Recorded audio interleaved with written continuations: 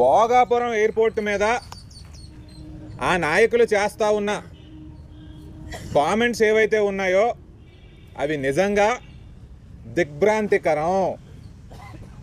దిగ్భ్రాంతికరం అని చెప్పేసి ఎందుకు మాట్లాడుతున్నానంటే, ఏ ప్రభుత్వం అధికారంలో ఉన్నా ప్రజలకి ఎటువంటి అభివృద్ధి కార్యక్రమాలు చేసి వారి జీవన విధానాలు బాగుండాలి అని దూరదృష్టితో చేయాలని చూస్తారు. ఆ రకమైన దూరదృష్టి చంద్రబాబు నాయుడు గారికి ఉంది. అలా ఉంది కాబట్టే 2014లోనే భోగాపురంలో ఎయిర్పోర్ట్ రావాలి అని చెప్పి ఒక మంచి ఆలోచన చేశారు. ఈ ఆలోచన చేయడంతో పాటు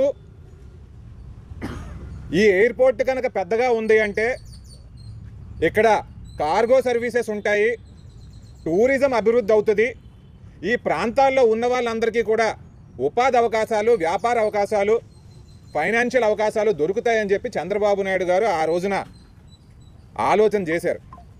మరి ఈ రోజున ఈ వైకాపా నాయకులు ఏమంటారండి? ఏమి చేసినా వైకాపా పార్టీ చేసిందా? 23% పనులు మీరు చేశారా? ఇంకా మిగిలిందంతా ఆటోమేటిక్కా?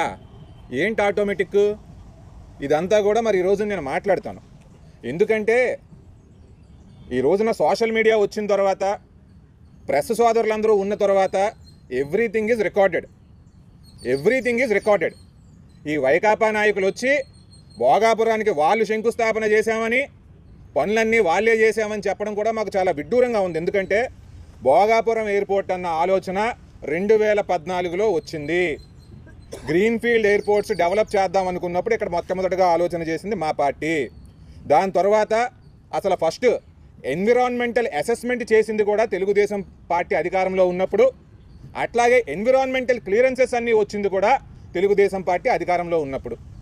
ల్యాండ్ ప్రొక్యూర్మెంట్ అంతా జరిగింది తెలుగుదేశం పార్టీ అధికారంలో ఉన్నప్పుడు.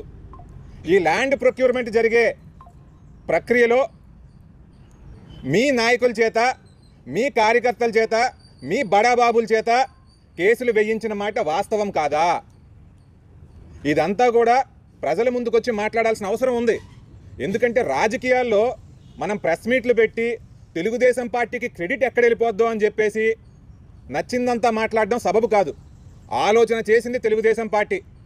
ల్యాండ్ ప్రొక్యూర్మెంట్ అంతా జరిగింది తెలుగుదేశం పార్టీ హయాంలో. మీకే కనుక శ్రద్ధ ఉన్నట్లయితే మీ 5 సంవత్సరాల్లో అది పూర్తి అయిపోయి ఉండేది. కానీ మీకు ఎక్కడా కూడా శ్రద్ధ లేదు. ఈరోజు నేను ఇంకొక విషయం కూడా మీకు చెప్పాల్సిన అవసరం ఉంది. మీరు అంతా కూడా మీరే చేశామని చెప్పి చెప్తా ఉన్నారు కదా.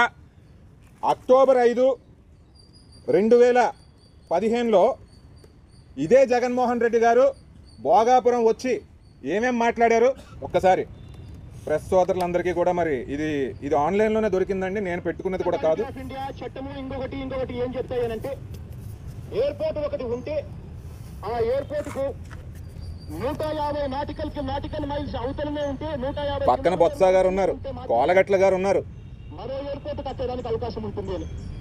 మరి ఆ ఎయిర్పోర్ట్ నుంచి, విశాఖపట్నం ఎయిర్పోర్ట్ నుంచి ఇవాళ ఈ ప్రాంతం అసలు భోగాపురంలో ఎయిర్పోర్ట్ ఎందుకు అన్నారు? అవునా కాదా? 20 నాటికల్ మైల్స్ మాత్రమే ఉంది విశాఖపట్నం ఎయిర్పోర్ట్ నుంచి. ఎయిర్పోర్ట్ అథారిటీస్ ఆఫ్ ఇండియా ప్రకారం 150 నాటికల్ మైల్స్ ఉంటే తప్ప ఎయిర్పోర్ట్ రాకూడదు అన్నారు. ఆశ్చర్యం ఎక్కడ అనిపిస్తుంది అని అంటే, మనకన్నా పెద్ద రాష్ట్రం చెన్నై, తమిళనాడు. చెన్నైలో ఉన్న ఎయిర్పోర్ట్ కేవలం 1280 ఎకరాలలో ఎయిర్పోర్ట్ నడుస్తూ ఉంది. ఇంకా కాస్త కిందికి పోతే కేరళ వస్తుంది. Cochin airport Kerala capital. కేరళకు రాజధాని కొచ్చిన్లో ఎయిర్పోర్ట్ ఉంది. 800 ఎకరాలలో ఆ ఎయిర్పోర్ట్ నడుస్తూ ఉంది. బాంబే, దేశానికే పెద్దగా చెప్పుకుంటాం బాంబే ఫైనాన్షియల్ క్యాపిటల్ అని చెప్పి. ఆ బాంబేలో ఎయిర్పోర్ట్ కూడా 2000 ఎకరాల లోపే బాంబే ఎయిర్పోర్ట్ కూడా ఉంది. చెన్నై ఎయిర్పోర్ట్ 980 ఎకరాల్లో మాత్రమే ఉందన్నారు. బొంబాయి ఎయిర్పోర్టు 1500 ఎకరాలకు మించి లేదన్నారు. కోయంబత్తూరు ఎయిర్పోర్టు 1000 కన్నా తక్కువ అన్నారు. విశాఖపట్నం ఎయిర్పోర్టు నావీ వాళ్ళ దగ్గర ఉంది, అది 1000 ఎకరాల్లో ఉందన్నారు. ఆ నావీ వాళ్ళ దగ్గర లాక్కోవచ్చు కదా అన్నారు. ఇవన్నీ మీరు మాట్లాడి తెలుగుదేశం పార్టీకి అడ్డుకట్ట వేద్దామని ఆ రోజు చూసి ఈ రోజున మీరు ఈ రకమైన మాటలు మాట్లాడడం సబబు కాదు. మీ మాటల ప్రకారమే 23% మాత్రమే మీరు పూర్తి చేశామని చెప్పారు. మిగిలిన 75% మేము పూర్తి చేస్తాం. ఇప్పుడు దీని ద్వారా ఉత్తరాంధ్ర ప్రజలకి మేలు చేకూరుస్తాం అని చెప్పి ఈ సందర్భంగా మీ అందరికీ కూడా చెప్తా ఉన్నాము. ఇది ఏదైతే ఉందో మీరు భోగాపురం ఎయిర్పోర్ట్ మీద రిపీటెడ్గా మాట్లాడడం మాత్రం మీ స్థాయిని మీరు తగ్గించుకున్నట్లుగానే మాకైతే అనిపిస్తుంది. చాలా క్లియర్గా క్రెడిట్ అంతా తెలుగుదేశం పార్టీకి వచ్చేస్తుంది కాబట్టి ఈ ప్రెస్ మీట్లు పెడుతున్నట్టుగా తేట తెల్లంగా ఉంది. మా కోసం కాదు కానీ మీ మంచి కోసం, మీ విలువ తగ్గించుకోకుండా ఉండడం కోసం ఇటువంటి స్టేట్మెంట్స్ ఆపుకోవాల్సిందిగా తెలియజేస్తాం.